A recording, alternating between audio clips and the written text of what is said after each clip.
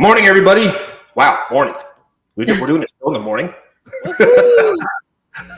Yes, we do wake up. Yes, we do get out of bed. It's not like we sleep all day. Especially not Erica. Nope, especially not me. Especially not Erica, not with a little baby. Anyway, hey, everybody. Welcome to the next episode of the Justice Revolution. I'm your host, James Patriot. With me, my ever so faithful co-hosts. I got Erica and Justice. Say hello, ladies. Good morning. Yeah, Justice is kind of feeling a little under the weather, so that's why she's like, good morning. She's looking under the weather, too. Oh, I'm so sorry. Yeah, it's going around right now. It absolutely is. My happiness can overshadow my ugh feelings right now. I'm very excited about the election turnout. Yes. Can you guys believe that? Praise God. Yes. I don't know. I had a little not mixed emotions, but wondering exactly how it would all play out. Wasn't sure if they would just, try to mass some type of a massive behind the scenes things again. I'm sure that did try to happen. Who knows? Right. Well, I don't know. I'm glad, but at the same time, it was still a maladministered election. I just have this thought in my head that, an election for the people should be run by the people. We shouldn't let the government run the people's elections. Right. Yeah. Especially since it's not according to how it's laid out in the Constitution. So, I don't know. Hopefully that'll change. If you remember from our last episode, Erica, they're not doing anything according to the Constitution. Right. So, I know it. Yeah. Coming. So, anyway, I was, it was my wife and I, we went and voted the day of. We went and voted in person. And I thought we were going to have to wait for quite a while. It wasn't too bad. We got there a little after lunchtime. I did notice there were a lot of first-time voters. There were a lot of new voter registrations on the spot. Utah, you can do an on-the-spot registration and vote. Did they speak English? They did, yes. Okay. Just checking. Yep. So there was a lot of that, and it was actually decently run as far as I could see.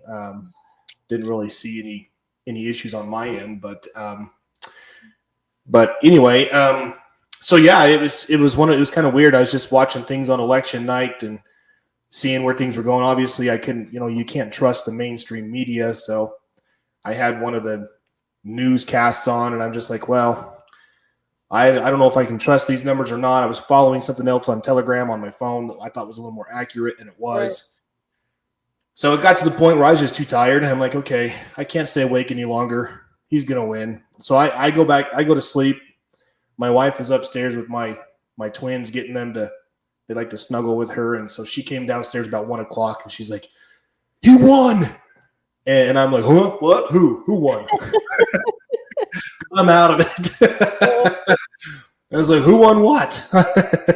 She's like, Trump. I was like, oh, I knew he was going to win. I cried. Yeah. I did. I have to say I did. I so love America and I so love people. I'm such a servant of those around me, and to watch the injustices, hence the name Justice, has just been like. So when I did my show, those of you watching, my name, God put it in my head one day because I didn't want to use my real name. I wanted to use a moniker, and it's Iwana, IWANA, middle initial C, last name Justice, because I wanted to see justice, come justice. through. Yeah. So it was just such, it was emotional. And we just need to continue up on the prayers because we know that these no good nicks are still, up to monkey business. So. Yeah. But it was a great step one in the relief and the moving forward in a new direction. And then RFK Jr., boy, that's been my thing my whole life. Like healthy food. That's where I've been screaming from the rooftops. It's just like, we're poisoning people. Don't eat that. Don't go, like to the people. I'm telling my friends, my family, Crash and I did a thing on eating healthy when we had our show. Just stop supporting these companies that are poisoning you. People are so caught up just trying to stay alive that that's the last thing on their mind. But anyway. No, you're absolutely right. I mean, there's a lot of really good things I think are going to come of this. In Diesel for We the People, you bring up a very good point. Very good point, Diesel. People need to stop putting so much emphasis on presidents that have zero authority to do anything over the people. And I agree with you, Diesel. This is what the whole premise of our show has been, right? It's you need to take care of the crap in your own backyard. And our guest today is going to help with that and talk about what she did. So before I introduce her and bring her on, I do want to give a couple of quick things. You guys remember a few episodes ago, Erica went through with us on how she helped her friend with his tax situation. So I went in and redid all of mine and submitted that to the IRS. And I'm going to be following up with them today to see exactly where that stands. Hopefully it's in a good spot. So the other thing I wanted to bring up with that is those of us who have an employer, we are stuck between a rock and a hard place. And Erica, maybe you can agree with this with your friend in his situation, because your employer, if you are a W-2 employee, they require you to fill out a W-4. There's no law that says you have to. There's nothing that says you're mandated to fill out a W-4. But because the IRS has their propaganda stuff so convoluted and twisted and scaring the living daylights out of these employers through their publications, they make it sound like these employers have no choice. And it says, if you do not do this, then you must take the full maximum amount out of their paychecks. So they're stealing your money whether you agree to it or not. Yes. Does that make sense? So this is the problem that we have with this quote unquote voluntary tax system. Right now it's involuntary. You have no choice. If you want to opt out of it and you try to do so through your employer is going to do one of three things. They're going to say no. They're going to say no, and I'm going to withhold all of your money, or they're going to fire you. So what are we to do as the American public where the tax system was not designed to tax every man and woman who works within this country? It was not designed to do that. It was actually designed for foreign income. That's what it was for. When money is being made overseas, we need to be able to tax that. It goes along the lines of the imports and exports, impost taxes. So that's a struggle that I think a lot of us have, and it's not really. I don't think I've found an answer to that. I don't, Erica, have you found an answer to that problem? What do you do with the W question? Yeah, just fill it out as exempt. So hold that thought. Yeah, but then they come in here.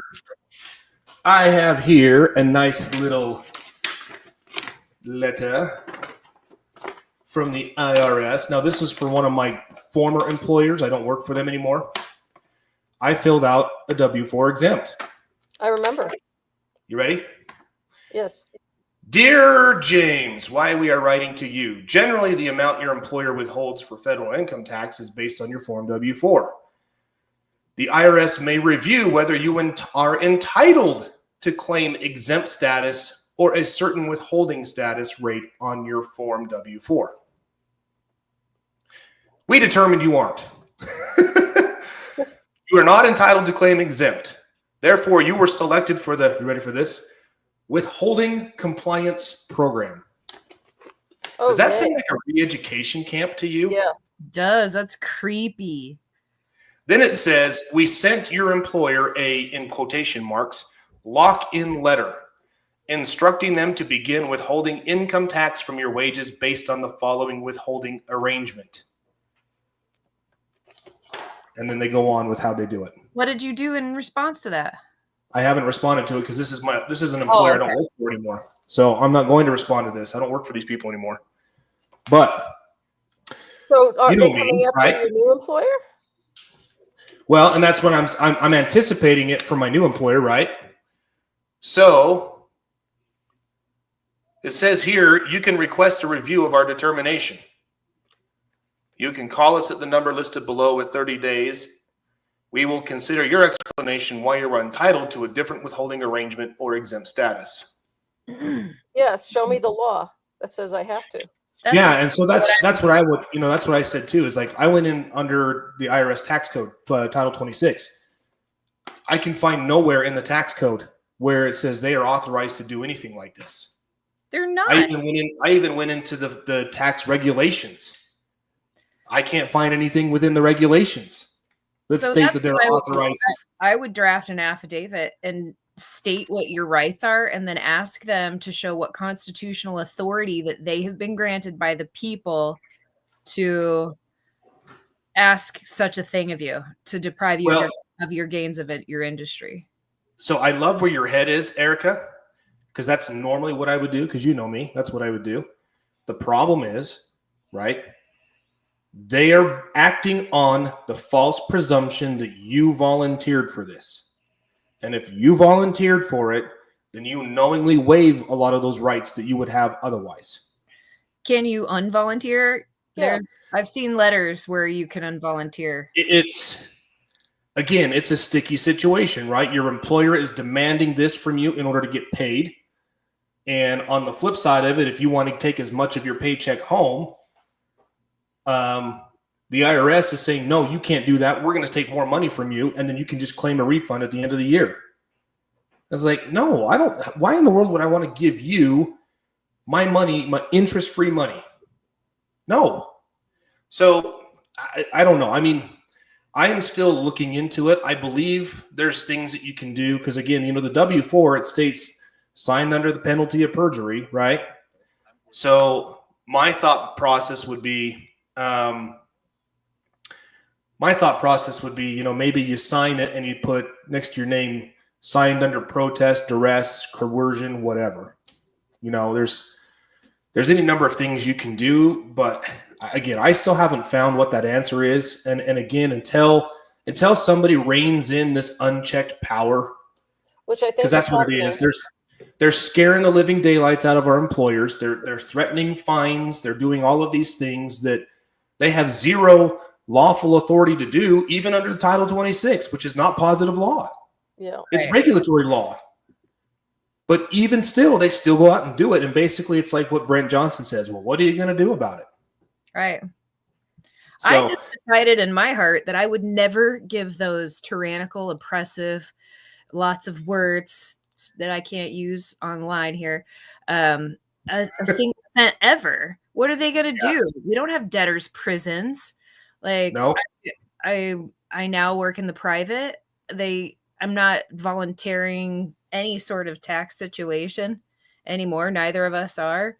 And if they did try to come after it, I don't own anything. So, yeah, I am looking into a couple of things.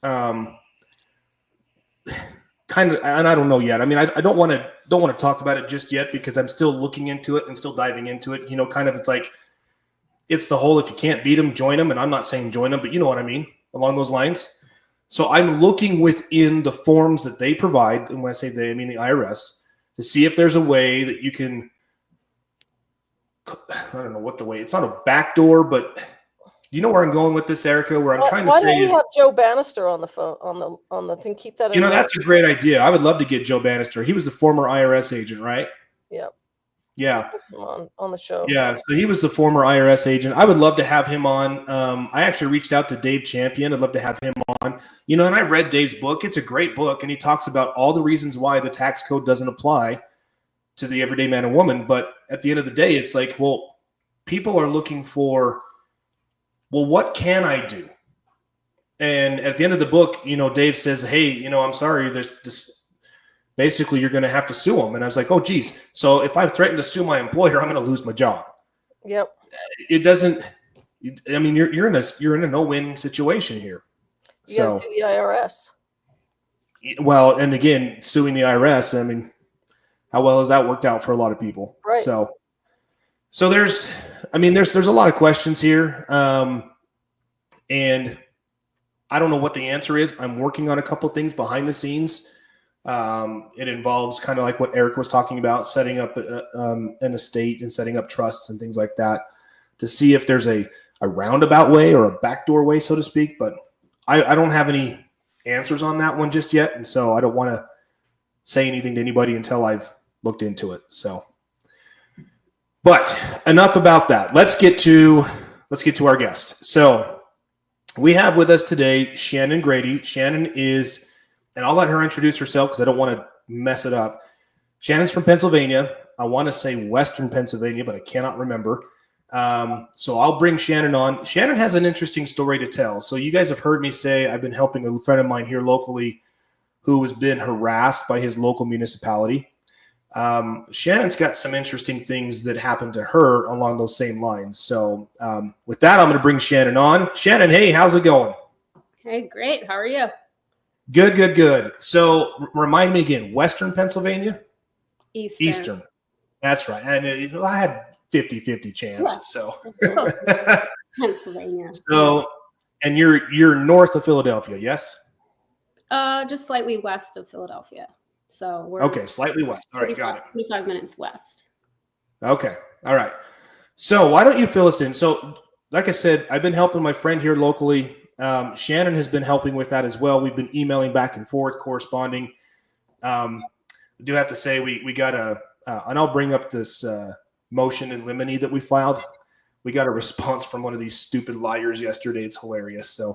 So while Shannon's introducing herself, I'm going to look that up and show you guys this ridiculous response because it's hilarious. But anyway, Shannon, go ahead and introduce yourself and then tell us a little bit about your situation, what happened with your story and why you are where you are. Well, let's see. I mean, normally my entire life I've kept to myself, but I've been a non-compliant person.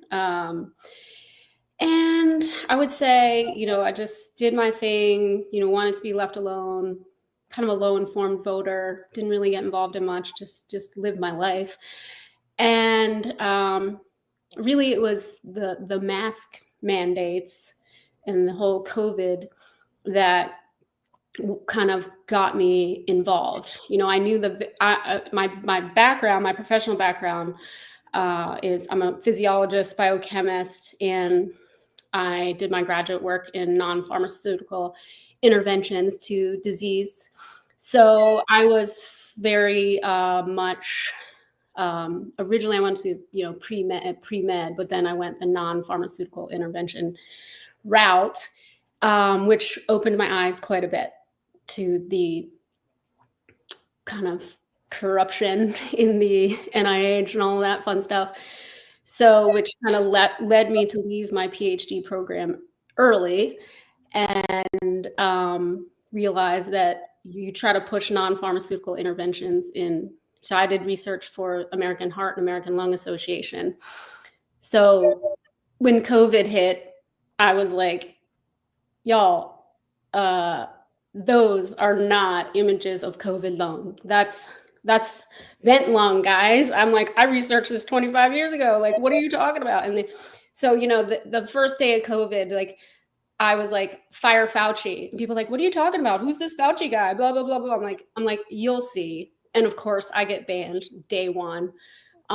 So that was kind of the start of it. And it was just interesting when the mask mandates came up. I'm like, I literally studied obstruction to airflow, like as one of my projects. And people are like, oh, you gotta wear the mask. I'm like, well, we need proper informed consent. And I've never consented. I would purposely bring my family. We have 5 kids. My kids and their friends into Target maskless and let the manager chase us around and all this stuff. And so it was just great. I was like, don't be afraid. I'm like, they can't do anything. Like, and at the time, like, I didn't know how to articulate it, but I just knew I wasn't doing it. I'm like, it's not happening. Like, it's zero chance it's happening. It's not happening. Mm-hmm. And, in Pennsylvania, it was pretty bad. I mean, we had mask mandates in our schools for 2 years. Whoa. Yeah, it was bad. It was really bad. So that was kind of my first foray into like the limelight, because I stood up at a school board meeting and I literally brought a gas analyzer in and like let the CO2 monitor like beep, beep, beep, beep. I'm like, don't worry about it. Don't worry about it. They're just kids. It's fine. They don't need to breathe, air, that's not toxic. And, so it was like this whole big thing. And, the schools in our area kept saying, well, we're going to take, well, what happened was at the end of the first year, they took this mask mandate off for the summer. So we're like, oh, they're going to go back to school in the fall with no mandate. And then I was at a school board meeting, literally right before school started, and they're sitting there talking. And I was like, oh my gosh, they're going to put the mandate back on. Are you freaking kidding me? So that's when I kind of stood up. And basically it took me about, I knew they just didn't care what we had to say, and they were just going to keep doing it, and they didn't care. And I basically, it took me about 3 months, and I filed 3 lawsuits on one day. One was to remove the school board, one was suing the school district, and the other was suing my Department of Health. So that basically put a big target on.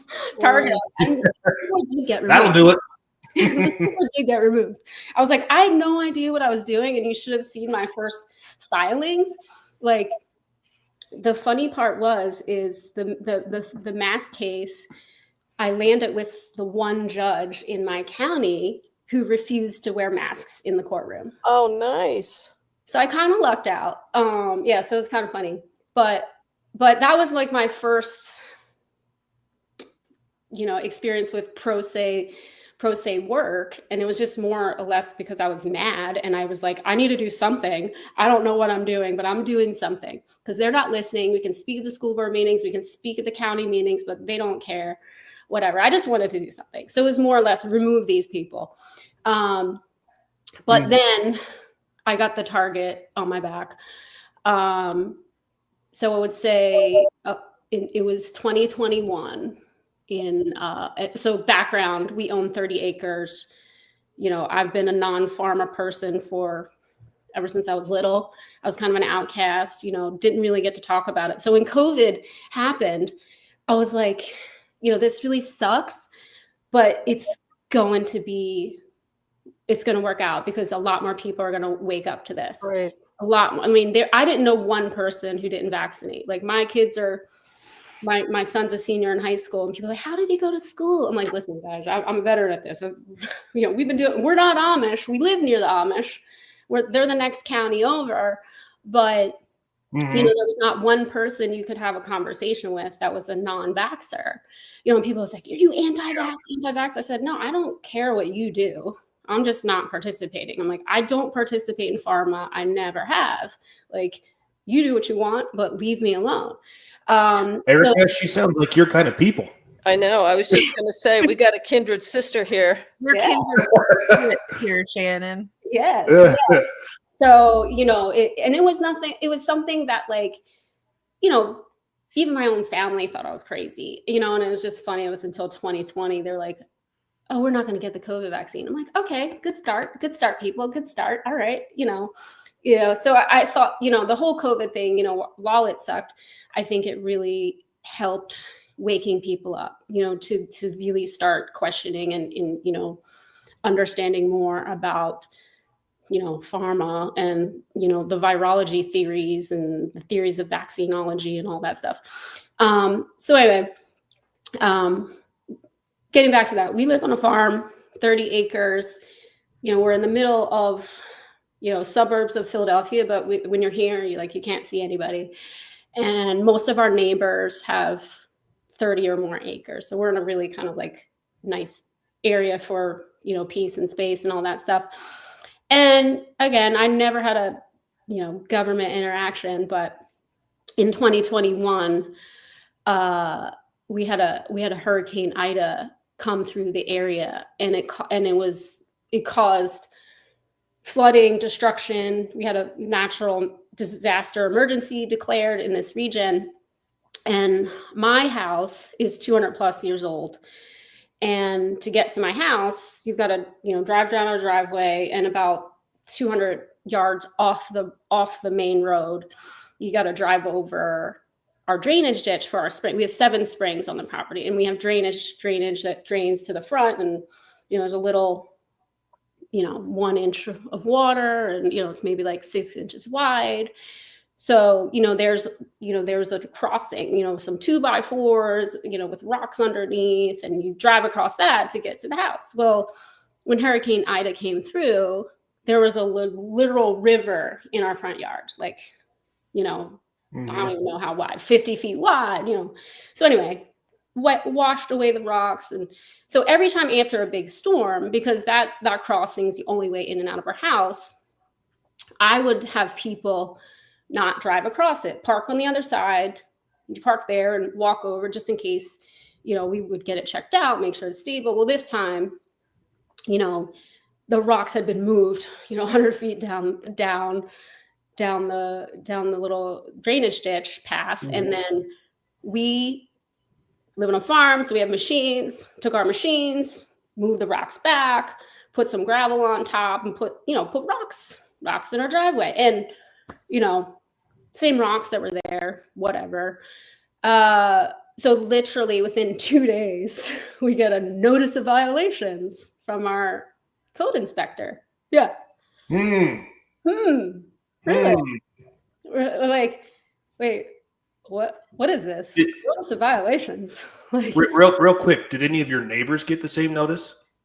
Not that I'm aware of. Oh, interesting. Do tell. Very interesting. Yeah, very interesting. So, notice of violations. I was like, what are you talking about? Hello, like, who are you? And, well, you need a permit to build a bridge and blah, blah, blah. You're operating a bridge without a permit. I was like, that's funny. I didn't see the trolls out there collecting the toll. I didn't realize I was a bridge operator. Like, what are you talking about? Like, so we're like, what is this? He's like, well, you're going to need, to hire an engineer and submit drawings and fill out this permit and blah, blah, blah, blah, blah. So I was like, what is this? This permit looks like a forced contract to me that I'm not agreeing to. And the terms of your contract would require us to first spend $10,000 on some engineering drawings and then spend $60,000+ to build the bridge. Yeah, that's you can go pound sand. You can pound sand. Yeah, exactly. Pound sand. Like, I was like, yeah, first off, I will die before I get a permit. That's not happening. No. And I was like, if you want a bridge, you can build it. But I don't want concrete. I want rocks. Like, I'm against the chemicals. Like, I'm like, you're not putting chemicals in my driveway. Like, that's not happening. I'm not building into compliance, blah, blah, blah, blah, blah. So like, so that was our township code inspector. Yeah, so I ignored those notices, and then so it was like, this notice, and then you got to come appeal. You can pay us $1,000 to appeal to our zoning board. I was like, yeah, no, that's not happening either. Appeal for what? Like, what are you guys talking about? So I literally marched myself down to the town. I literally live on the street of our township building. Like, they're literally on my street. So I walk over there. I'm like, what is this? I said, Barb, what is this? Barb. That's the township manager. I was like, who are you? I was like, you can't tell me what to do on my property. Like, what are you guys talking about? Like, and I didn't really know at the time, but I just knew, it's like, I'm not doing this. Like, I'm not getting a permit. I'm not building a bridge. Like, that will not happen. Like, she's like, well, you don't know your responsibilities as a homeowner. I was like, I don't have to read your 1,000 pages of ordinance and codes. They don't apply to me. Like, what are you even talking about? Like, I just couldn't even, I was like, isn't this America? Like, I don't understand. Like, what? So it was just like, I really didn't know, but I just knew I wasn't doing it. I was like, I'm not doing that. So so like, they came and we were just like, no, we're not doing that. Like, just no, it's not happening. And they were just getting like angry and mad. Right, as C. Julie's saying, how do they have an interest in your property? Yeah, exactly. They have no interest or ownership. They have no interest whatsoever. None whatsoever. This is literally private property.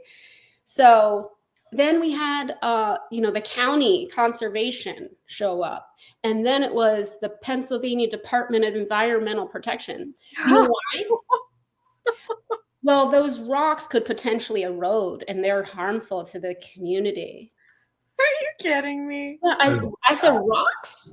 But They could potentially erode. In 10,000 years, a piece of that rock might erode. A piece of the rock might even make it off my property if it eroded. Like our property, it goes like another mile.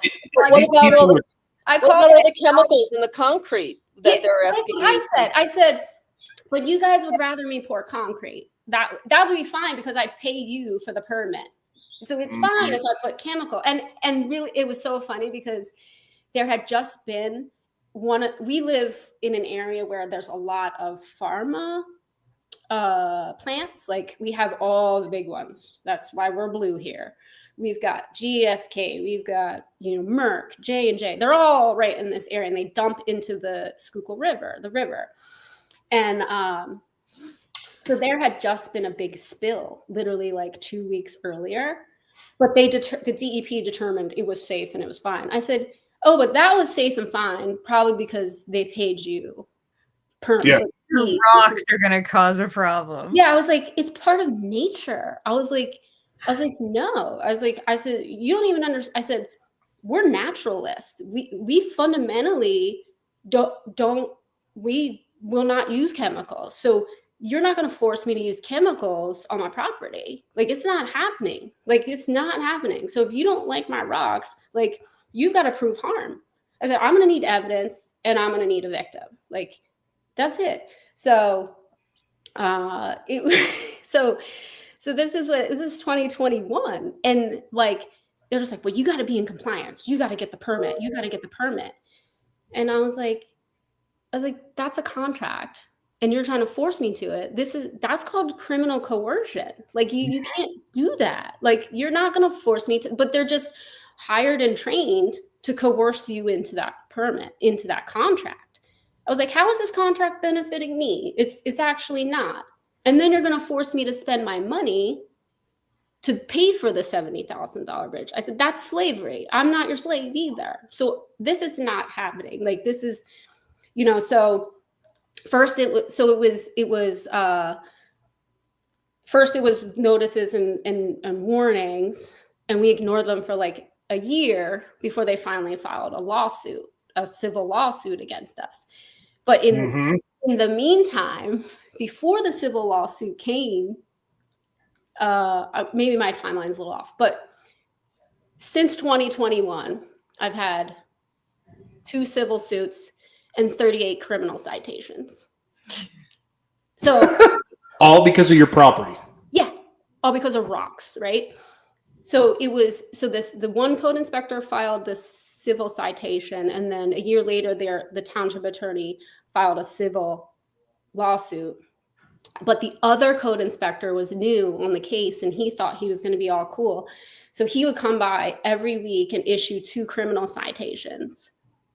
And then when I let it go on, I was like, he had no authority to do whatsoever, by the way. Yeah. I said, all right, I'll just see how many he's going to keep filing. Because I had like 3 arrest warrants out.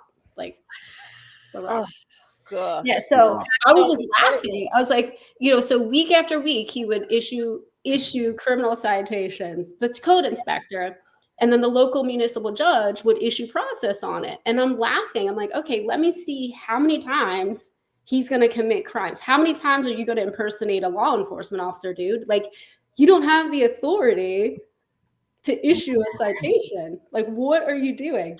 So they issue to be on the lookout for Shannon. She's considered armed and dangerous, armed with pebble rocks. Yeah. I mean, they might erode, guys. I mean, don't let the rock touch you, because in 10,000 years it might erode. Yeah. She's got intent to erode.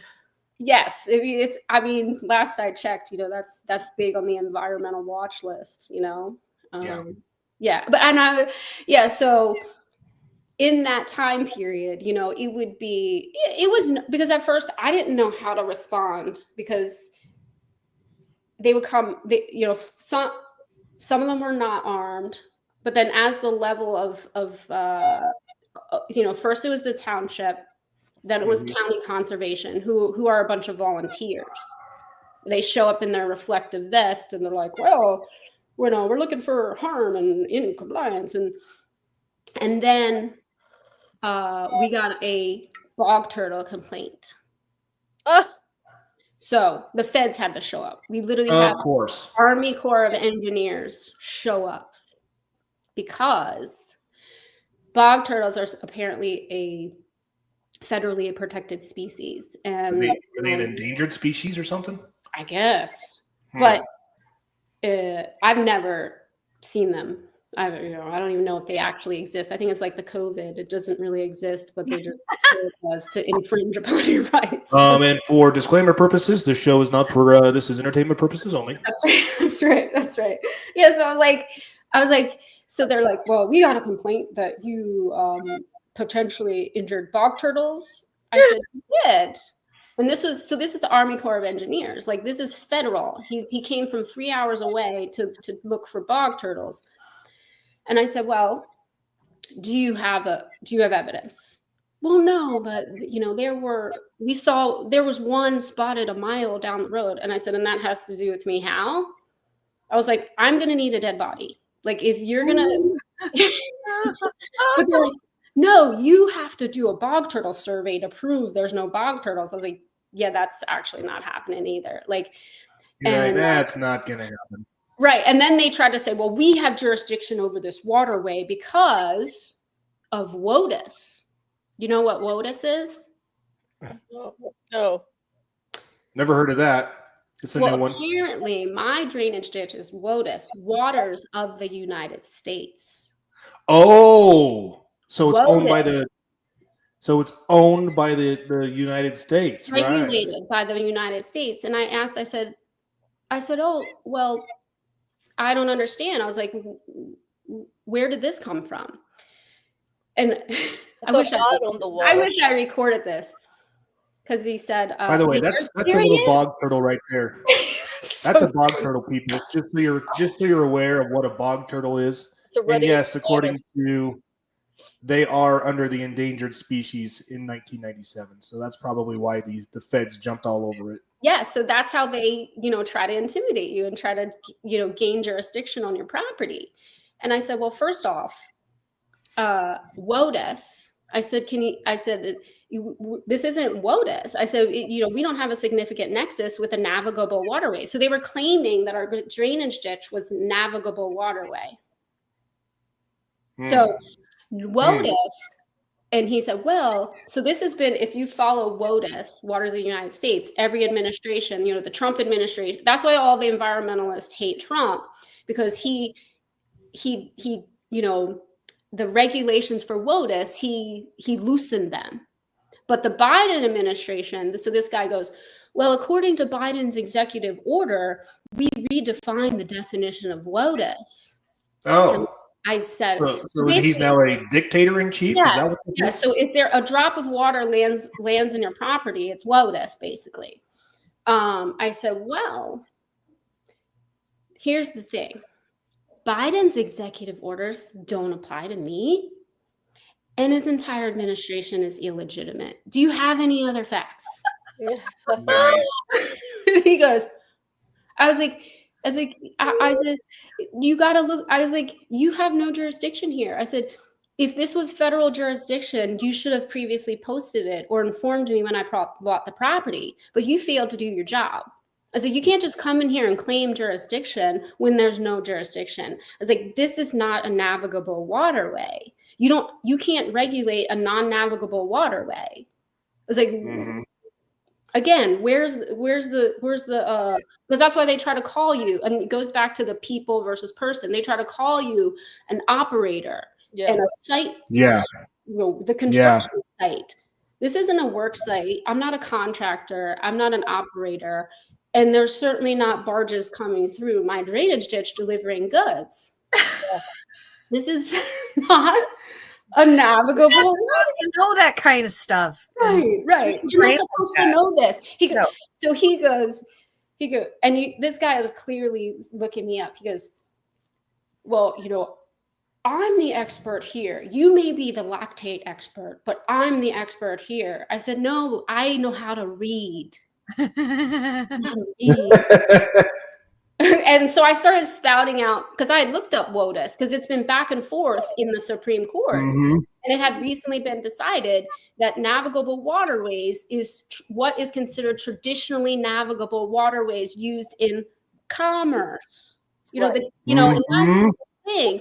I was like, we're not operating anything. This is private property. There's no commerce here. You have no jurisdiction.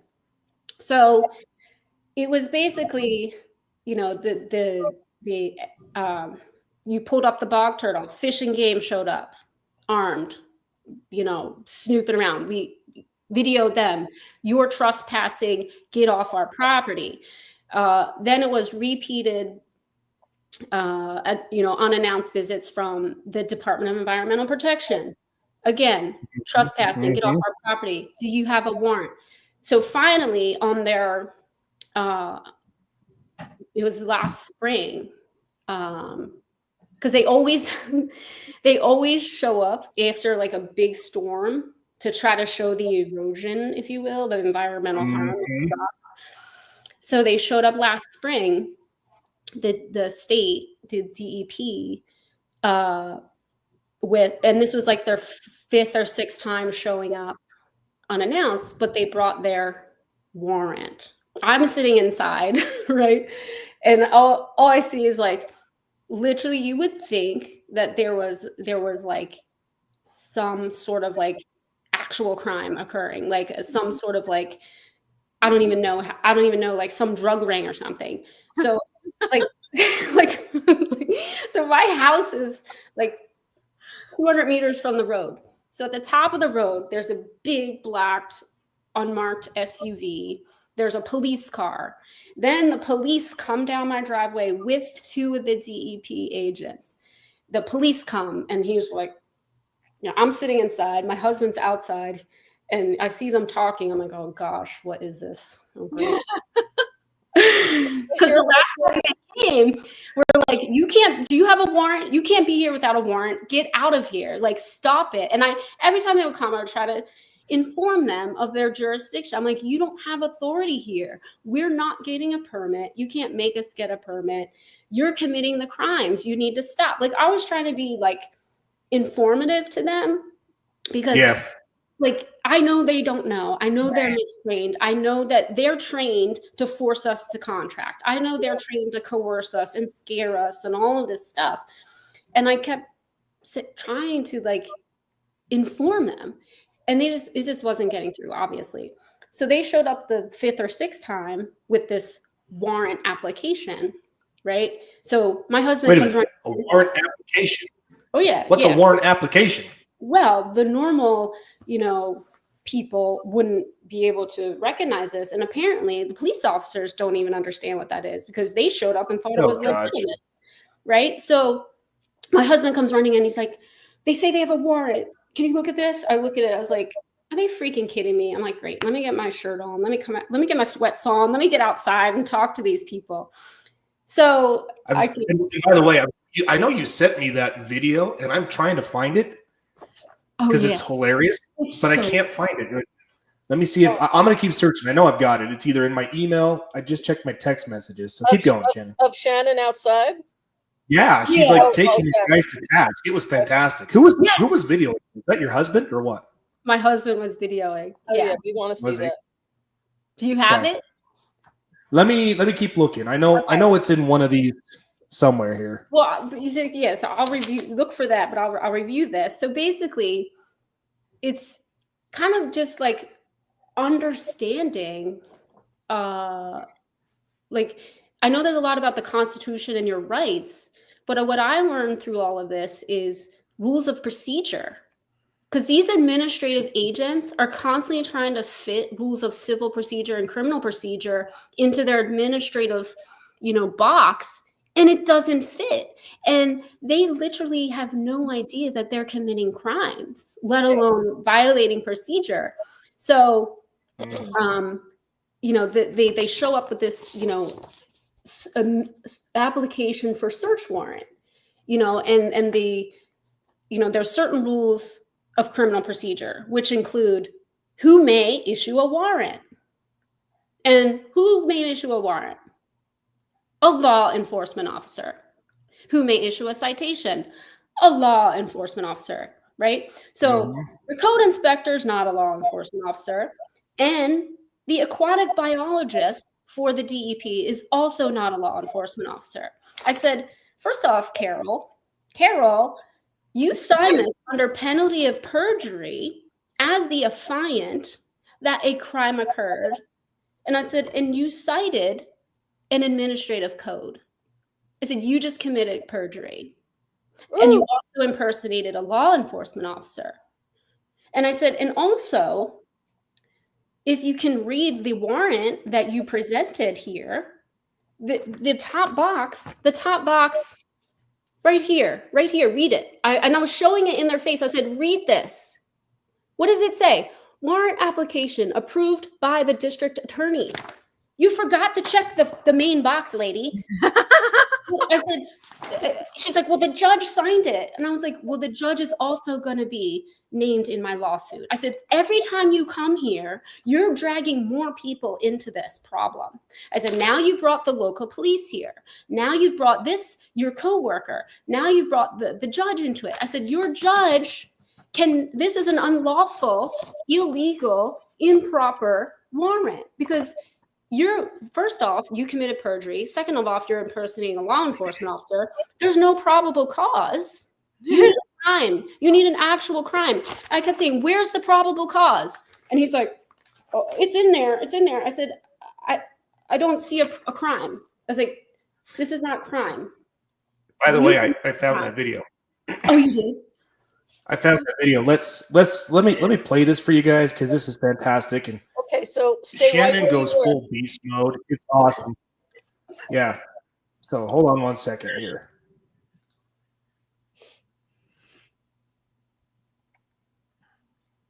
Let's see if I can get it to play now. Oh, come on.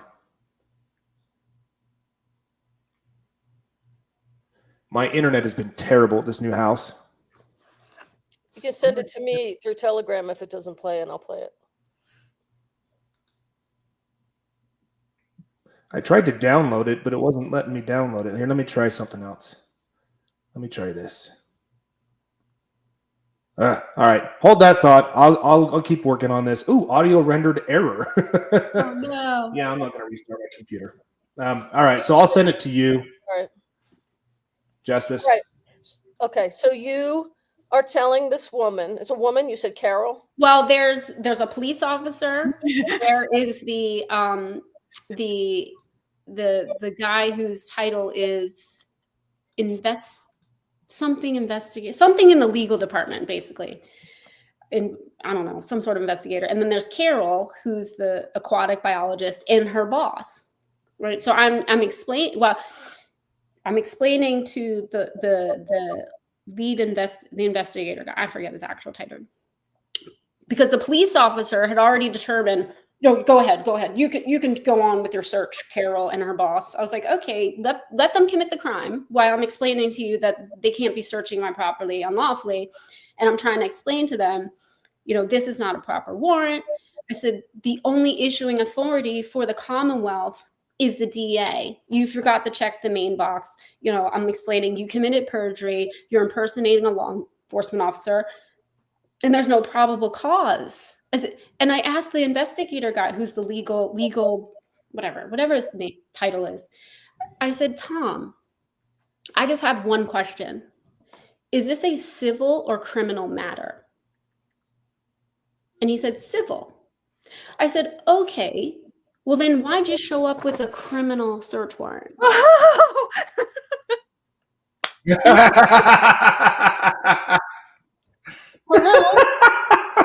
Come on. And I said, do you even understand? This is fantastic.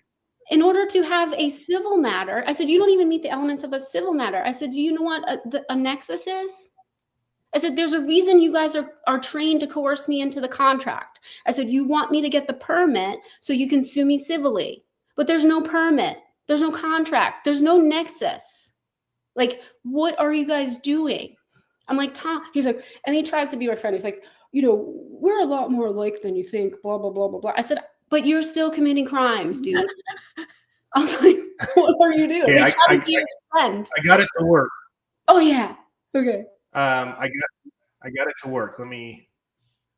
Where is this one right here? Okay, hold on.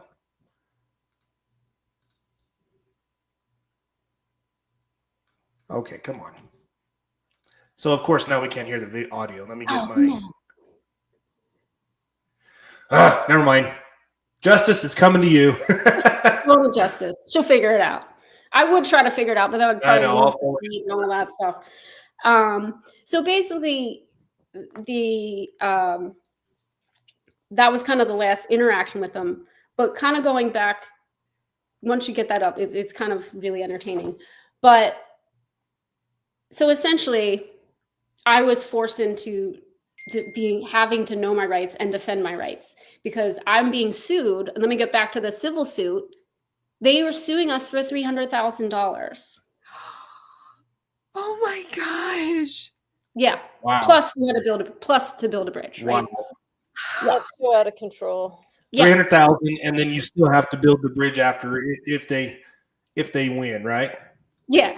But here's the beauty, the irony. So remember I talked about where I followed the mask case and got the one judge who didn't wear a mask in the courtroom? Yes. He was my judge for my township case. Oh, nice. I think he has a crush on me. God was working on your side. So I went up. Hey, there's nothing wrong with that if it gets you what you want, right? Right. I can't help it. I'm cute. But yeah, so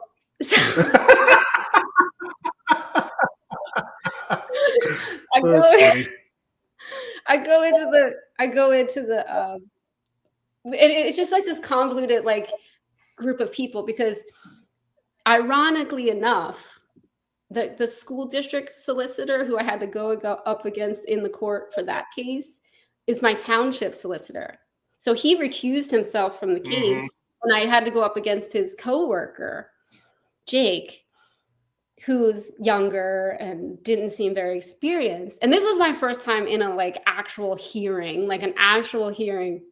Yeah. And by the way, that's not Jake from State Farm, people, just so you know. That's what we call him, Jake from State Farm. But essentially what happened in the courtroom, and I think like, cause I was, filing this, filing that. And I was just like throwing everything in there because I didn't really know I didn't know exactly what I was doing, but I just was like, let me follow this, let me follow that. And finally what got me to a hearing was I filed a motion to vacate the void judgment of the lower court. In Pennsylvania, we have like municipal courts, which is like traffic court. And then it goes up to our county court, which is a real court.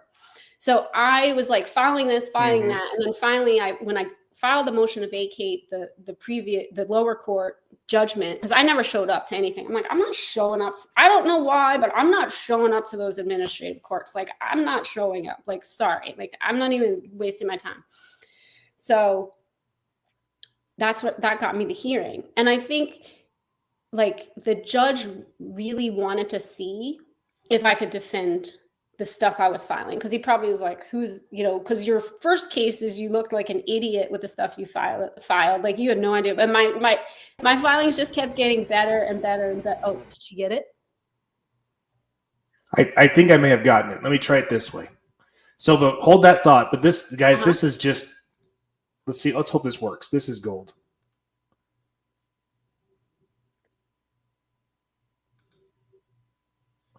Come on, Google, work for me now. Come on, Google. And mind you, this took a couple years of interacting because it takes confidence and courage to be able to assert what you know, especially when you have, the unmarked SUV up at the top and all these armed agents, like an officer showing up at your house. Like you're like the first few times, like you're kind of nervous. And I was just like, do you have a warrant? Like, get out of here. Like blah, blah, blah. And film it. And okay, we're ready. Okay. All right. I'm going to get out of that one because you've got it.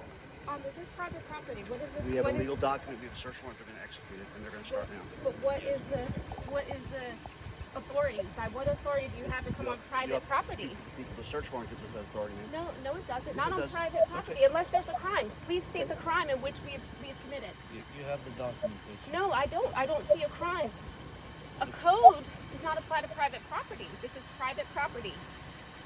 You're committing You folks can get started. Short of a crime, You folks can get started. you cannot issue a warrant. Short of a They're going to crime. get started, ma'am. Short of a crime, you cannot issue a warrant. What crime did we commit? I need to know the crime, sir. Shannon, good for you. Identify yourself. You are an administrative agency. Administrative codes and policies do not apply to private property.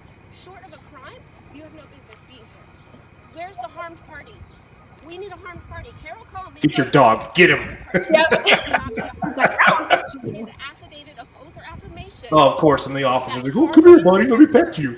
Without an affidavit of probable cause, you cannot be here. Where's the affidavit of probable cause? It's in there. No, it's not. There's no affidavit of probable cause that harm has occurred.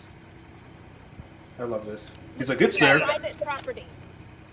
He has no Oh, clue. We need there's an no affidavit affidavit of in probable here. cause that harm has occurred. Who's the victim? Who's the victim? This is these Carol cases here. works for you. I understand. She cannot be the judge, jury, and prosecutor. No, she There just needs ha- to- she's just, she she's is- just having a look to she's- determine She's if they're in she is compliance. performing. Her You duties. have that's a duty on private property. She- Your duty is a public administration. You deal with the public. Is this public property? You're wrong. Okay, that's fine. Eh. Take it I every need your name He already got Oh. I need your All of name our names are in there. You'll get because them. you will all be cited in a 42 USC 1983 deprivation of rights claim. Sounds good. He just Okay. pooped himself. Every single one of you. Yeah. Every single one of you. You have no probable cause. There's no harm party. On private property, there needs to be a substantial relationship to public health, safety, and welfare. Without probable cause Good for that you. harm, injury, or damage has occurred. You cannot be here. Okay, can I explain? Give me- I understand your position. Okay, no, I don't think you do understand mine. So let me be clear. Carol and her boss are with the Waterways and Wetlands Department. Yes. They want to have a look. I'm an investigator with our Office of Chief Counsel. They asked me to coordinate having police here.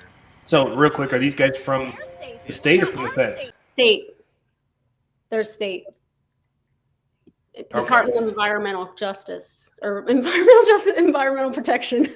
Yeah, so tell us what all the different parties that were there right now. So right now, so he just said he's chief counsel with the investigative team for the Department of Environmental Protection, which is state. And then Okay. they had a township police. The guy you saw in the beginning was a township police officer who they had escort him for, and you just hear him say for their safety. And then I don't know who the unmarked vehicles were at the top of the driveway. They spelled intimidation wrong. They sure did. Okay. Yep. So for their safety. And Carol is part of the EPA. Yes. Okay. So out walking around is Carol and her boss, and then this is a guy with the same agency, but he's chief counsel, but he knows nothing about the law. Yeah, they all do. No, don't. What about our safety? You send armed agents to our property while our kids are out playing with no crime. There's no crime here. Unless a crime has occurred, you have no business being here. Unless there is a victim, a man or woman that signed this affidavit, they've been harmed, injured, or damaged by us, you have no business being here. This is a deprivation of rights issue. You will be in federal court. I'm letting you know. That's fine. That's fine. She will be there. She's been here many times. We've been nice to her. I We understand. told her she's I was trespassing. here I'm last just letting year. you know. I was here last You year. need to be aware of your authority. You don't have authority on private property. There's I was no here crime. last year. Where's you, the victim? You and I talked. You. And I informed you of the enumerated powers of administrative But agencies. again, This is private at property. that time, I was providing you documentation. You need to that go they- back to your administrative agencies and understand your authority. You It didn't is have not authority. on The private. judge wouldn't have said you weren't. I mean, That there's the Told you judge this was good. is also going to be in federal court. You cannot issue a warrant without a crime. This is not public property. Do you understand? Public administration. Do you understand? They were asked You to are leave. an administrative agent. I love his deflection. Well, they said this, Your or they told me to do this. jurisdiction is. Yeah, they told me to do it. Yeah, he's very lost. Clearly, he doesn't know how to handle you, for sure. Most people don't know what you know. I love you. You are like my new best friend. You're my new hero. I am like, I'll yell at a cop too, and I won't even know what I'm talking about. It's just like, you have no authority on me. No man has authority over another man. Like, I told you guys this was good. yeah. Awesome. All right, hold on. Let's go. Let's finish. Okay? Jurisdiction is over. Public health, safety, and welfare. This is not public property. There's no delineated, designated wetlands here. This is not delineated federal property. I don't know. I'm not. I'm telling you, you need to know because y'all are going to be in trouble. I've been nice. I have not filed a federal case against you guys, but I will now. And it's a problem for you because I tried to inform them of their authority and their jurisdiction. You are a public agency. You have no jurisdiction on private property. There's no victim here. In order for you, you are public, we are private. A private man or woman needs to file an oath or affirmation affidavit that they've been harmed, injured, or damaged due to us. That's not present here. That's a problem. Carol works for you. She's not a victim. You cannot issue a warrant for private property. You need to know this because this is a problem and more people like us are learning our rights. You cannot just infringe upon our rights whenever you so please. You have no evidence, no victim, you have nothing. Yeah, You have nothing. You have no leg to stand on. Do you understand? You have no authority here. Private property. We have a fundamental right to private property, do as we so please, without your fucking permission. I dropped the F-bomb, sorry. It's totally appropriate. My side. I'm surprised you kept your cool that long. Yeah. All right, so it ends at 5:55. So just Yeah. What happened after that? Did they end up leaving, or did they still just say get out of our way? And we didn't film. I berated him for literally an hour. Literally, I just kept going. So we walked over. You saw the police officer kind of walk away, and then I purposely walked the police officer so he could sit there and listen. I was like, "You need to hear this too." At some point, he started like laughing, and that's when I went off on this guy. You know, asked him, "Is this a civil matter? Is this blah blah blah blah blah blah blah blah?" And I just was going. I was like, "Okay." I said, "Every minute she's here is a violation of our rights." And I said, "Unfortunately, you've brought this police officer in on it. You brought these people in on it. You brought this judge in on it." So, yeah. So basically, oh my gosh, you know. Hold on 1 second, Shannon. Hold on. I just wanted to point out too. You knew Shannon meant business when she put on her business boots. That's yeah. That's right. That's right. Gotta put my mud shoes on. So when She got her mud shoes on. She was ready to do some stomping. That's right. Anyway, sorry. When did this take place? When was this? That was April. Okay. So that was in the spring. So finish the story, how long they lasted, and then tell us where you are Yeah, now. so they were there for like an hour. And I said, okay, so you guys show up with and I, went through the thing. I said, because there is another video I share with you when Carol, the Carol lady who was walking around, "I'm Carol, I'm gonna hear her." So I reamed into her for 5 minutes, the 5-minute video. But because there was a time that she visited, and I just threw this right back at her. So she had come talking about some sort of this or that, and she's like, "Well, you don't get points for good behavior," because our property was like the old owners rented it out for like horses and all this stuff. And I was like, "Listen," I was like, "You're coming after us." I said, "We've cleaned up this property. We've gotten rid of the manure from, going into," because we contribute 20,000 gallons of fresh spring water to the community every single day. And then they go down at the water company, they poison it and then sell it. I'm like, like, this is a problem. I said, "We've eliminated chemicals from our contribution to the community. We've enhanced this property where, there's no manure, blah, blah, blah." She's like, "Well, you don't get points for good behavior." And so I go to her, I go, "Carol, this is the only time you showed up with a supposed warrant. doesn't eliminate the 4 other times you've been here without a warrant. You don't get points for good behavior. Like the ironic part is, it's like, oh, you think you can just show up now with a warrant? Like, what about all the other times? Like, Right. you know, so Right. I love So how you they- threw that good points for good behavior right back in her what face. are you talking about? Like, my good Oh. behavior. Oh, I'm good behavior.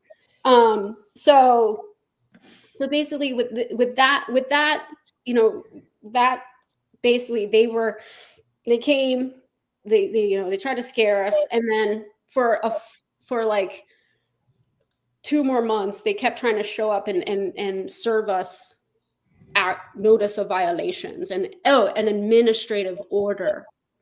Right. So finally, because he would show up with the cops a couple times to try to serve us this administrative order, and he just kept missing us. We weren't home. But then finally, I was out in the yard, and Tom decided, the guy in the video showed up when I was home, because they tried to send it certified, and I sent it back. I don't accept any of their certified mail, but they try to hand deliver it. So I caught him several more times trespassing, and I have him videoed like peeking in the windows around our house, and I'm like, whoa, really? Yeah, like Great evidence. Yeah. So then they finally got, because I was literally out in the middle of our pond, like with my kids, and he showed up, and I'm like, I have that video. It's great. I'm in like my bathing suit, reaming him again. And but so they give us the administrative order. Nice. Yeah. So, just kind of like how I dealt with all the trespass, with this scenario, with the administrative order, I literally sent them a notice of violation, cease and desist right back. I literally sent them it back. Sent them. I never acknowledge what it is they're trying to accuse me of. Yes. I never acknowledge it. I don't even talk about it. All I do is I call it the art of flipping the script. I'm like, no, here's what you did. You unlawfully searched my property. You performed numerous warrantless searches. You impersonated a law enforcement officer. You committed, criminal coercion multiple times. Put my family, my children. You showed up with armed agents numerous times. Stress, duress, coercion. All these listed all out. Basically, all the crimes they committed, and told them to cease and desist. Because, I'm like, and then of course, listed out the law, who may issue a warrant. You committed perjury, like you don't qualify, you cannot do all of these things. This is your notice of your violation, cease and desist, otherwise there's going to be action taken, right?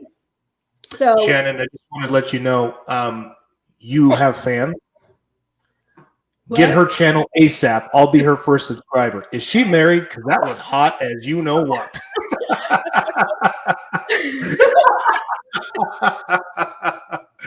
Oh, that's hilarious. I gotta get a chat. I'm like, my phone doesn't even work right now. You said it earlier, right? You can't help it if you're cute. What can you do? She does not have time for a YouTube channel. If it's gonna lead me to places. Well, it was so funny because the judge is awesome. But anyway, so that's how I've kind of handled that one. I sent them right back, a notice of violation, cease and desist, notarized and certified. And then with the civil matters and the 38 criminal citations, so the code inspector, I filed private criminal complaints against him, and I filed judicial complaints against the magistrate who issued process on them. So those criminal citations, he would come every week, and I just let it. I was like, let me just see, let it accumulate. It was like $15,000 in fines.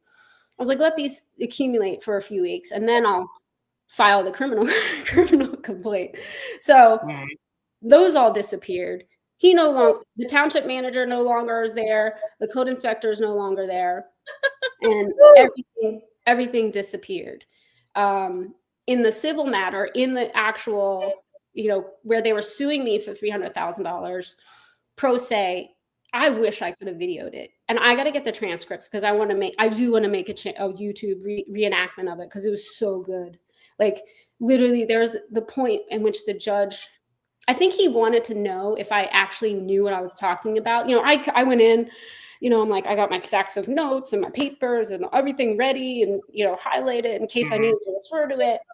And like, as soon as I didn't need to look at it once. You know, I just kept shutting down their, you know, the township attorney, and he showed up by himself. Like, I was like, who am I? Entourage. Yeah. Well, wait. So the attorney is the victim here? Like, who's the victim? No. I was like, I'd like to face my accuser. So the opening of it was epic. So the judge, you know, we go in. Well, first he tried to intimidate us because I had like 20 people there with me, and it was just the township attorney. So we get in there, and the judge says something, and I came out with something. I can't even remember what it was, but he goes, you know, I'm going to go get the sheriff in here. I was like, okay, go get the sheriff. Like, he was trying to like intimidate us. I was like, all right, we'll wait right here, you know. And while the like 5 minutes it took to go get the sheriff, the attorney came up to my husband and I, by the way, I am married, and said, sorry, Pitchfork Peak, she is married. Gosh, you know, I have some cute cousins and aunts and stuff. That's a different channel, guys. Different channel. But the attorney literally came up to my husband and I during the break while he was getting the sheriff and was like, you know, why don't you guys just get the permit? Like, still trying to coerce us. What are you talking about, dude? Like, you don't get it. So wow. So you know, the judge sits down. He's like, so we're here because you built a bridge without a permit. And I was like, that's not why we're here. I was like, we're here because for the past 3 years, the plaintiff has trespassed, harassed us, coerced us, and, you know, put my entire family under duress for no reason. Because I chose to defend my life, liberty, and property when our lives were in danger. That's what happened, and they don't like it. That's why we're here. I said, literally, we couldn't leave our property if we didn't move the rocks back. Like, it was the only way in and out. So we have a right to defend life, liberty, and property without their permission, and they don't like it. So they don't like it. It's simple as that. I said, that's all we did. I said, you can call it what you want, but that's what we did. I said, that's it. And well, it's also more of not even their permission, but without them getting paid for any decision you make. Right. You know, it's all about the permit. And, you know, and it was really funny because, you know, they, you know, of course they were trying to like, you know, get me to fall off my stance. You know, I just kept standing in that. I just kept repeating, we defended life, liberty, and property. I don't know what you're talking about. And then I went into all of the procedural flaws, you know, that the lawyer did, you know, like, first off, you know, he failed to do this, he failed to do that, he failed to follow all of these rules of civil procedure. And like, he doesn't even have a verified claim. I was like, he signed it. Like, there's nobody that verified this complaint. You know, and at one point, the judge flipped. He just totally flipped, and then he started going at him. He goes, "What are we even talking about here?" He's like, "Do you have a picture of this?" And he goes to the attorney, "Have you even ever been to their property?" He's like, "No." And I go, "Oh, I happen to have a picture right here. I'll show you." So I bring him the picture of my driveway, right? And he looks at it, he goes, "What? My neighbor does this all the time." He's like, "This is why we're here?" He's like, why did you bring this case to my courtroom?" And the attorney's like, "This is great." He's like, "Well, we thought if we filed this, we could get them to comply." He said that on the record? Wow. And I said, Wow. exactly. Yeah. Yeah. So I mean, it was great. So yeah, so that, the judge dismissed it. And, I haven't taken any counter offensive actions as of this point. But, because after that, it was because I still had, like, up until, a few months ago, I had other levels of agencies showing up left and right that I was just constantly on the defense. But yeah, I mean, after filing the criminal complaints, after filing judicial complaints, like, all of the criminal citations, disappeared. And it has really just been a matter of, never consenting, never complying, and flipping the script, really. Like, I don't acknowledge what you're talking about because I don't have to know. I don't have to know your ordinance. I don't have to know your code. Well, I was like, I asked the code inspector at one point, I said, by what authority are you issuing this citation? And he goes, well, it's just commonly accepted. I said, well, that's not an authority. That doesn't actually work for me. I said, I need to know the law. I was like, but what authority? I'm like, you're committing a crime. You're impersonating a law enforcement officer. Do you not understand that? Like, do you not understand? Like, you can't do this. And, like, so above and beyond, like, our rights that are secured by the Constitution, I found when you're dealing with administrative agencies, if you just look up the rules of civil and criminal procedure and just, like, show that, because they literally have to violate it in order to shove us into their administrative boxes. They have to violate the rules of civil and criminal procedure because administrative code and administrative procedure doesn't apply to the people. So it's like, you guys are just dumb. Like, I'm sorry, like, you're dumb. Like, I don't really know what else to say, and, like, but they're just compartmentalized and trained. I'm just doing my job. Like, how many times I heard, I'm just doing my job. Yeah. And in the second video with Carol, like, I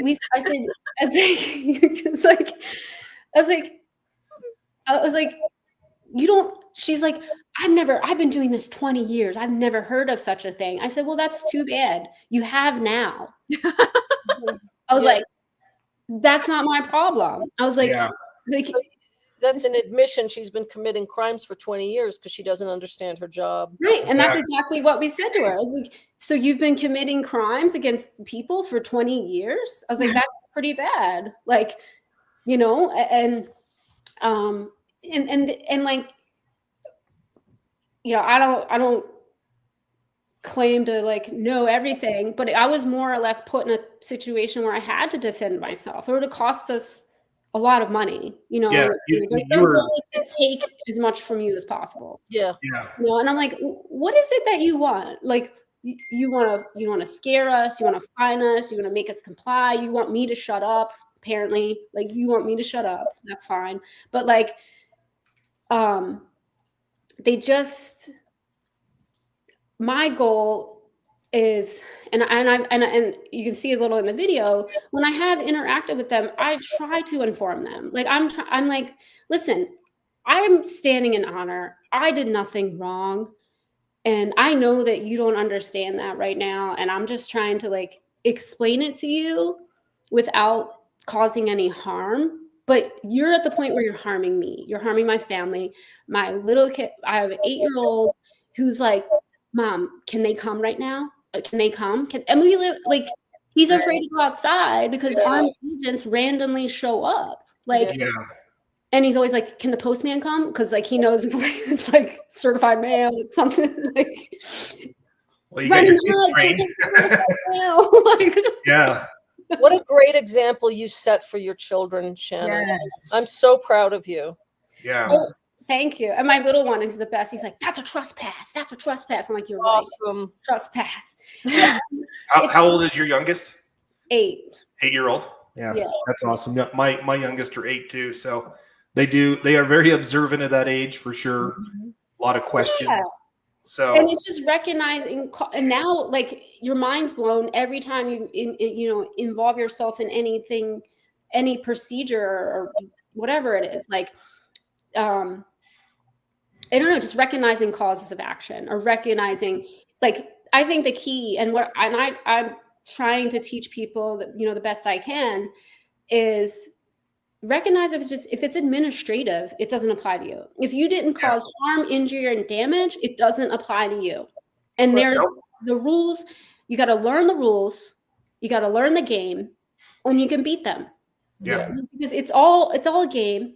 I was like, you don't know the game, and like, you guys are aware of the Patriot mythology and all these different groups. And I'm not even on Telegram. I'm Signal right now. My phone is so old, but like, you get all these like different ideas coming from people. I'm like, you guys are making it too complex. I was like, I didn't do any of that crap and I won. I was like, it's not about capital letters or this and that. I was like, know the game you're playing, know the rules, and beat them, because they're used to the administrative game. The attorneys are used to doing whatever they want. They don't have to follow the rules because they're playing a game with their friends, and they don't challenge the rules. They don't follow the rules. They don't even know the rules. They literally don't know the rules. So they're just used to doing whatever they want because they just make deals with their friends. Even if you're, plaintiff or defendant or whatever, whoever they're representing, they're not representing. They're just all, making sure the system survives. Right. Yeah. So this question here on the screen is they're asking you to tell us what you said to the judge that made him sit back in his chair and gain his composure. Was it you just kept saying life, liberty, and property? I said, because I said, and that must have been somebody who was at my hearing. I said, is it the intent of this court to force me to act repugnant to the Constitution? Oh. And he said, no. I said, well, is it your intent to force me to act repugnant to the Constitution? And he said, nope. And that's when the whole thing flipped. Right. It just flipped. Yeah. Asking questions is so powerful. Yeah.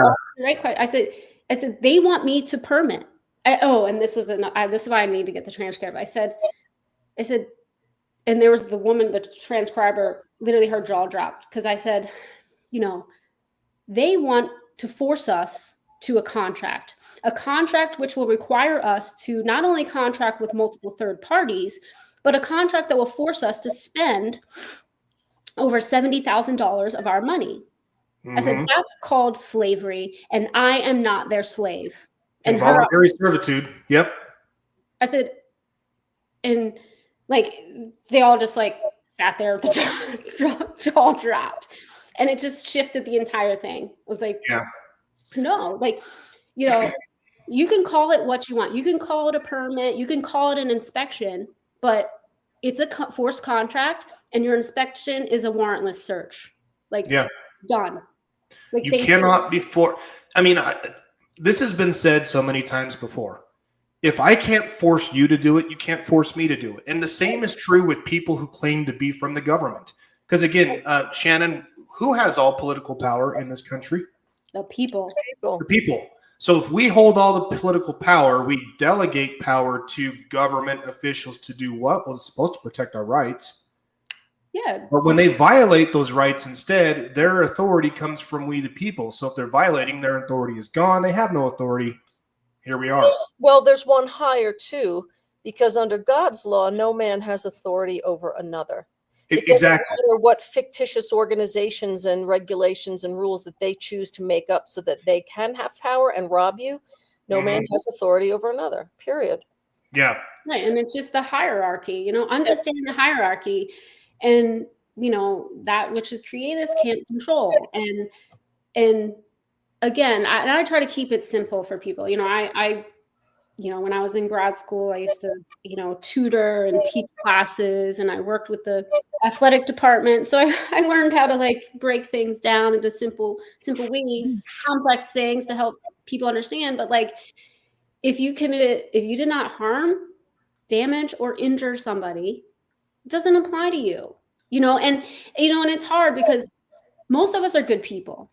you know, when you get the notice, you get scared. Yes. Like, oh my gosh, what did I do wrong? Yeah. What did I do wrong? Like, you don't want, because it's scary. It is And scary. then it's like, you're going to get arrested if you don't plea. And by the way, yeah, I get out of my traffic too. It's 2. That's pretty nice. I didn't show, by the way, for all the other matters, all the 30 some citations, blah, blah, I never showed up to court, and I got rid of them all. So you don't have to show up to these things. Yeah, that's something that people, I don't think, again, because they see summons, they see warrant, they see citation, they think they have to do these things, they don't. Right. I want to bring this back full circle. So Shannon, thank you for sharing your story. Thank you for, I mean, again, you like you said before, you're just an average everyday American woman who kept to herself, and your back was against the wall. And what I want to go back to is, like I said before, is after that hurricane came through, the inspectors came knocking on your property, but nobody else got a notice. Right. So you rattled some cages, and you ended up on a dartboard, so to speak, after you started taking matters in your hands regarding all the convid nonsense. Yep. So I want to talk about this friend that I'm helping, who, by the way, is a very similar situation, not a bridge, right. but a very similar situation in a state that's 2,500 miles away from Shannon, here in Utah, where Justice and I live. This guy here, he actually goes by his middle name, Bryce. Is a fantastic individual. I first met him a couple years ago, doing the convid nonsense and such. We're trying to stand up for things. And he became a county delegate, became a voice, and started really pushing for change. And so somehow his name ended up on the radar as well. Well, it came to light that he was building a, for lack of a better term, a lean-to, where he was just extending his garage on his property. Right. So he was just a cover, carport cover. Carport cover to cover his extra car. So lo and behold, what happens to him? Same thing happens to Shannon. Guys show up, said, "Yep, here's your citation. You guys didn't get a permit. You didn't apply for this." He initially attempted to comply, but then they ignored him, and then he's like, "You know what? I'm not doing this." So he didn't. Well, bring us to where we are. They sued him in a state court here in Salt Lake County. Got one of the most liberal judges we have. This is the judge who said it was okay for boys to use girls' bathrooms and vice versa. Ugh. Okay.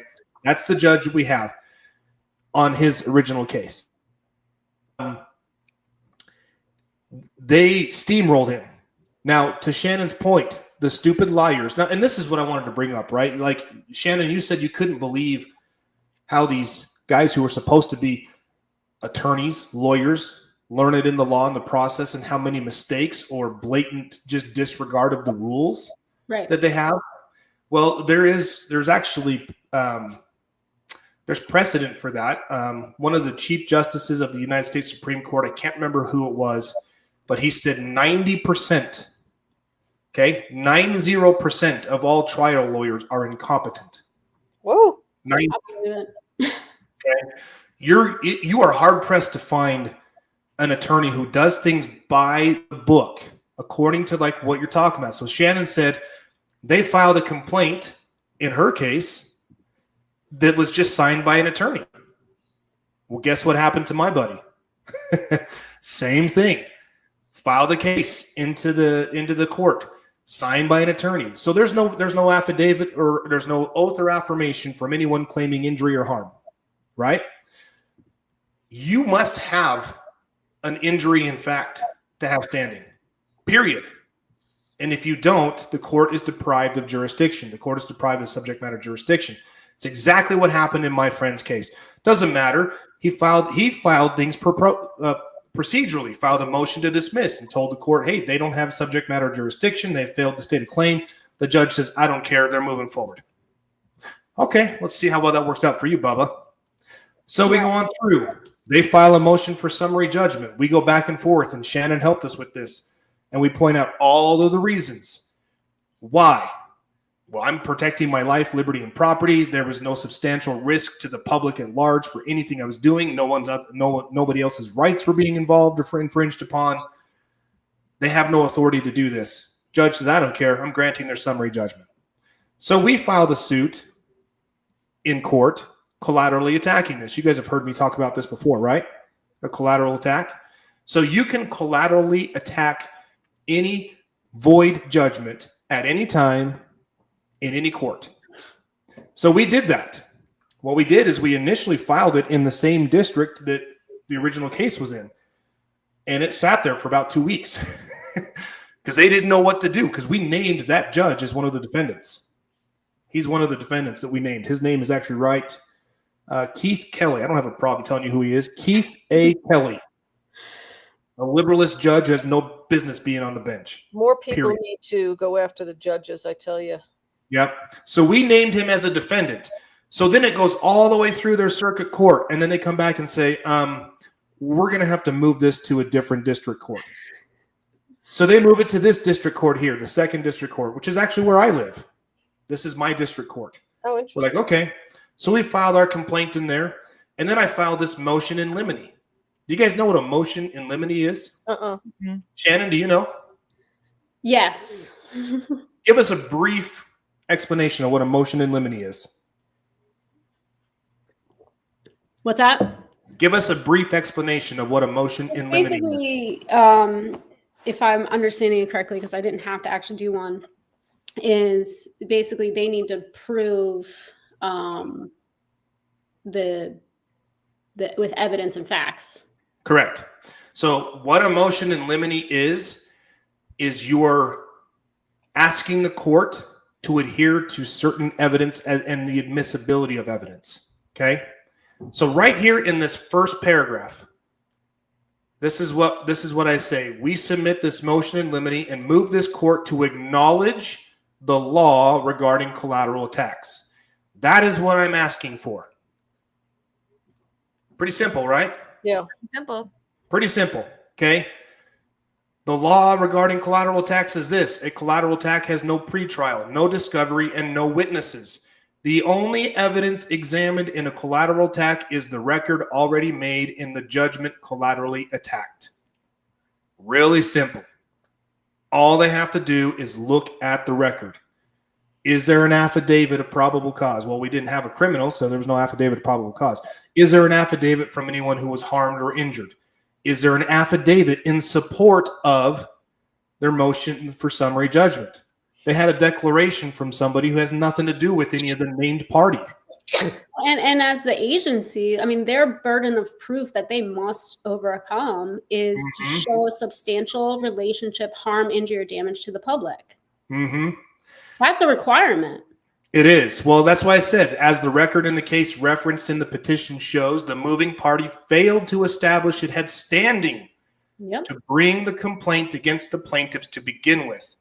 Nevertheless, and notwithstanding this jurisdictional prerequisite, the judge assigned to that case issued judgment against the plaintiffs anyway, with the required showing, without the required showing of jurisdiction on the record. Therefore, plaintiffs are entitled to granting of this motion in limine, and this court is noticed to acknowledge the law regarding collateral attacks and void judgments. Okay, that is what I'm asking for. All right. Now, and that's what I did. Your courts are a little more complex than ours. Like, that's what I filed. That in PA, if we filed a motion to vacate the void judgment, the collateral attack, you're automatically granted a hearing. That's how I got my hearing so quickly, right after I filed. Yep. So here is these douchebags. I don't know. I'm going to say it. Douchebags. Here's these douchebags. Can I ask the question? Yeah, go ahead. Because I asked the questions for Dummies 101. When you file that, do you always get a hearing quickly? Is that a loophole to getting a hearing quickly? So every state is a little different in their rules of procedure. Here in Utah, if you want a hearing on a motion, you have to specifically request one. However, there are certain motions that require hearings. One of those is a motion for summary judgment, unless the issue has been authoritatively settled. The other one is a motion to dismiss. unless the issue has been authoritatively settled. So when we filed our motion to dismiss, we never got a hearing. The judge didn't give us a hearing. He just denied it and said this has been authoritatively settled. So apparently it was authoritatively settled because he says so. Yes. He did not back up his argument with findings of facts or conclusions of law or any precedent or anything of that nature. He just said, no, we're going to move forward with it. So these guys have way too much power. It's just it's a fundamental right. They need strict scrutiny standard. Like you can't just it's ridiculous. Exactly. But they don't. And the thing is, what are you going to do about it, right? That's right. So the motion in limine, what did we ask? Do you guys remember? We asked the court to acknowledge the law regarding collateral tax, correct? We're asking the court to admit the evidence which is on the record currently. Why would they file an opposition? And look at this. Plaintiffs filed a motion in limine in a third attempt to void a judgment properly entered against them. This motion in limine is merely a rehashing of the claims raised in plaintiff's complaint and motion for temporary restraining order. A motion in limine is not a proper vehicle for voiding a judgment. Instead, a motion in limine is a procedural motion used to obtain a ruling on admissibility of evidence before or during trial. Accordingly, plaintiff's motion in limine is improper and should be denied. I'm convinced this, and I'm sorry, I'm going to say it, this dipshit didn't read anything that we put before the court. Because he didn't. Right. This gets under my skin. This is why I can't stand bar licensed attorneys. And anytime one of them sticks their nose in my business, I go freaking beast mode. Yeah. So, Jen, this is exactly for you. Go back and review all of our videos on collateral tax and how you do it. Okay? And it might be different in each state, but... Yeah. So again, do you guys see anything in this relief requested right here that is authoritative or has any law applied to it or anything of that nature? Do you guys see anything there? No. Okay, me neither. So in the argument, plaintiffs argue that a void judgment is one where the court lacked personal or subject matter jurisdiction or entry of order violated due process, and that neither the trial court nor this court can enforce a judgment. Seeking to void a judgment is not done through a motion in limine. Well, no shiznick, Sherlock. I'm getting angry. You didn't state that was the purpose of it. No. What was the purpose of my motion in limine? To acknowledge the law regarding collateral attacks. All right. And did they even prove jurisdiction on the record? Nope. Like they still haven't. Too. They still have it, and they can't because it's not there. They can't. So plaintiffs are not seeking to determine whether the judgment is admissible at the trial or evidentiary hearing. Instead, they are seeking to void the judgment itself. Okay, I can't read this anymore. This guy's stupid. Stupid. Okay, but the point I want you to, relief requested, all right? Shannon, can I appoint you my attorney? Let's say that you're a bar licensed attorney, and I tell you, go to the court and tell the court to dismiss this case for me. Can you sign anything on my behalf granting that unless I give you the standing to do so? Nope. What do you have to have from me? You have to have you have to verify it with oath or affirmation that you're the harmed party. There it is. They didn't verify their claim. An attorney cannot submit evidence or testify. They enter these complaints all the time without being verified. It's absurd. Doesn't this sound to you like this is attempting to add facts to the record? Is that what that sounds like to you? A motion in limine is not a proper vehicle for voiding a judgment. It's a procedural moment. So aren't they stating a fact here? That's what it sounds like to me. It sounds like to me this guy is trying to state a fact. This idiot, Matthew Church. That's an ironic name. Yeah. Okay? Yes. So he is attempting to add facts to the record. But look, this is the entire motion, okay? Do you guys see Do you see an affidavit? Do you see a declaration from anyone? Who's harmed? Who would be harmed? Who's the victim here? I'm going to need Exactly. a dead body is what I told them. Who would be harmed by the court granting my motion for limine? No one yet. No one, because they haven't made it. The judgment hasn't been voided. But even still. So this is the point I'm trying to make for everybody involved. And this goes for anyone. There's been a hot debate on all of the Telegram channels and all of the people and everybody that you guys know that we've worked with in the past as to whether or not you should give any legitimacy to attorneys' filings. Let me see if I can find the other document that I wrote up on one of these cases here. It was actually my case that I was adjudicating for. Oh, where is it? Shoot, I can't find it. Whenever I want to find it, I can't find it. Basically, what it was is I filed a petition for declaratory judgment and got a motion to dismiss. Well, guess what? That's an improper vehicle. Do I give any credibility to that? No, because this stupid lawyer didn't give the court the what, Erica? The jurisdiction to grant his motion. He didn't convey the authority to the court. So you guys got to remember, the courts can do nothing on their own inherently.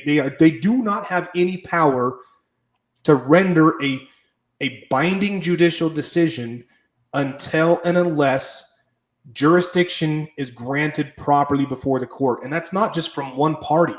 It's not just because I'm the plaintiff or the petitioner that I grant the court the jurisdiction. Yes, that's required to start the case. Well, the defendant has to grant the court jurisdiction to rule in their favor. And they haven't done that. So let's see here. Notice, I'm trying to find this other. What I did is I filed a notice of objection. It wasn't an objection to what they wrote. It was a notice of an objection based on what the lawyer submitted and said, let's see, is this it here? No, that's not it. Basically, it was saying, hey, this guy submitted this document's improper because he failed to support the document with the required jurisdiction that the court requires. The court can't even entertain it. It's a legal nullity. So the court issued a hearing on it. And just like Shannon said at the hearing, anytime that lawyer opens his big mouth, objection, hearsay, objection, hearsay, objection, hearsay, objection, that attorney has no personal knowledge and is testifying. Well, I'm merely trying to point out the facts. You're right. Anytime you try to point out facts, that's testifying. Objection, hearsay. Yep. You guys, you don't understand the power we have as pro se when we actually can get in front of someone on the record. So good for you. God bless you, Shannon, and your family, and your 8-year-old. Did you say son? Yeah. Little son. God bless him too. He's gonna be a sharp young man when he grows up. Because the next generation upcoming, they get to see. They've watched all the moms go crazy. Yeah, and it also didn't help that I marked chapter chair for Moms for Liberty. So I'm a domestic terrorist. Oh yeah. We're on all of the lists there. So. Well, Shannon, thank you so much for joining us this morning, and really appreciate you sharing your story. If you have any updates, I know you're going to keep in touch with me. If you have any updates, let me know. We'll bring you back on. Yeah. So let's see if any of these questions are questionable here. So one of them is a statement. So Julie wants to know where she can watch the video, the video of you going after these guys. Can I post it on our Telegram for everybody? I think you can. Do I have your permission? Terrible. I don't know how I think I might have sent James like the Google Drive link. Yeah, you sent me the Google Drive link. Yeah. I have it, but I'm just asking you for permission. Oh yeah. Okay. And the other one of Carol's even better. Oh, send it out. Yeah, send that one to me, and I'll forward it over to Justice, and she can put it on the Telegram channel. All right, so here's a good question from Rick. Does the property tax create a situs or a nexus? in the municipality's eyes? I mean, maybe in their eyes, but not in my eyes. It doesn't. You're unlawfully taxing me. It doesn't mean you have authority over me. Yeah, exactly. Again, this is the argument. A lot of these people say, "Oh well, you have a license or you have a thing that creates the contract." No, it doesn't. Waiver of fundamental rights must be knowingly, willingly, intentional. I can carry a license in case I want to deliver pizzas. Doesn't mean I'm always a commercial driver. Right. Like, just because I have a license or whatever to do something in commercial, the line is drawn. This is my private property. There's no commercial activity here. Like, and y'all talked about the tax. I mean, I'm not as knowledgeable on the taxes yet, but I mean, we all know you can't tax a right. Property's a right. No, you can't. Nope. So no, it doesn't create a nexus. No. So what creates a nexus? And there's court cases that the precedent for this. It's a substantial tangible. Tangible is something you can touch and feel. So what they mean by that is a contract, a tax return, something of that nature. I don't have a contract with my county. Nope. Now they're going to go back and say, well, you contracted us for our services. Okay, well, I still have to pay you for your services. That doesn't give you a right to tax me in addition to paying you for the services. So anyway. And we don't even get any municipal services. We have springs. I don't get services from the municipality. They don't collect our trash. It's private. I have no municipal services. And my road is actually a state road. So your roads don't even touch my property. Yeah. Yep. And then Jen was asking, is that the same judge that Adrian had? I don't believe it is. It might be, but I'm not sure. I can't remember. So it's been a while since I've talked with Adrian. But she's been doing this as well. She's going after these stupid debt companies that buy evidence of debt. They don't actually buy the debt. It's evidence of debt, and then they sue people for it. So she's doing a great job there. So, all right. So are you serious? I love your name. Wants to know our Telegram channel. It is Affidavits 101. And then I know we have a little ticker on the bottom. Justice will put that up there. Yep. And let's see, is there any other questions that I missed? I don't think so. So, Shannon, what are you going to do? Are you going to sue these guys, or what are you going to do? I mean, probably in the new year, I'll figure it out. I mean, again, the question is, we've had discussions about, whether is the 42 USC probably not the right way to go. Is it state court? Is it federal? I don't know yet. I mean, yeah, but I mean, there's been serious harm, duress, threat. I mean, it's been a lot. So, I mean, there's a lot of people involved. My goal, and I'm actually, I shared you with my Lady Liberties. My goal is to try to not only educate the people, but to, we the people have to educate our public servants. They're getting educated by the attorneys who have no incentive to really educate our public servants. So I want to start a platform, not only educating the people, but creating a service to educate public servants properly. Good. Because that's the problem. Like, I'm not like, anti-police, but the police need to know their role, whether it's administratively or as a peace officer. Like, which one applies to the people versus the public? Which one, I'm not a commercial driver. Like, you can't give me a ticket for, whatever it is you think I did unless I caused harm. Like, I'm sorry. I'm not trying to be a jerk.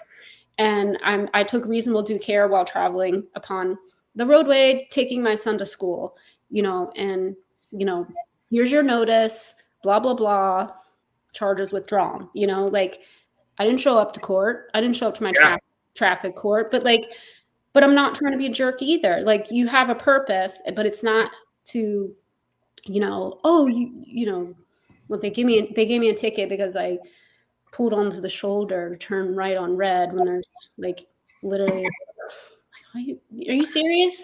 I know. It was funny. It was like, I kept dropping my son at school and seeing a bunch of people, pulled over by the police. I'm like, what are they pulling them over for? Like, it's just moms dropping kids off at school, but it's like, they're trying to trap people. They just painted some lines on the shoulder, and like it's a right turn into school, and if you touch the line, they were giving people tickets. I was like, are you serious?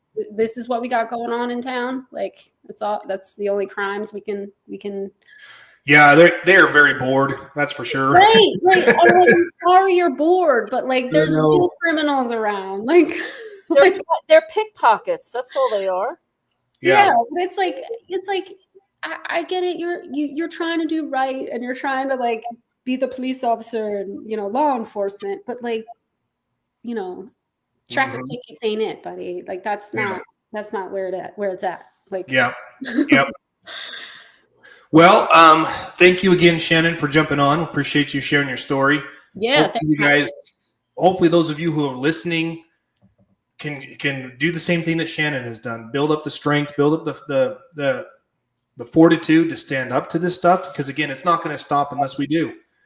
And don't let the overall political scene fool you. Just because Trump won re-election, all of this is not going to stop tomorrow. This is, you guys, it's taken hundreds of years, maybe a little over 100 years to get into this mess we're in. It's going to take some time to get out of it. So all is not going to be well in the next couple of weeks, couple of months. We just need to batten down the hatches and stick to our guns, but stay to it. So, all right, you guys, I got to run. So with that, I'm going to bid you all farewell. Shannon, thank you again so much. Thank you. I'll be back. She will be back. She will be back. Yes. I know that there's going to be a few people asking if they can reach out to you, and I don't know if you're comfortable with that or not, but if they reach out to us on Telegram, I'll text you. I've got your cell phone. Yeah, I got to go get a new phone. I'll be back on Telegram hopefully in the next week. So okay. Get back on your channel. Awesome. All right. Well, you guys, thank you so much. We appreciate you all. We love you all. And until next time, we'll catch you then. Bye.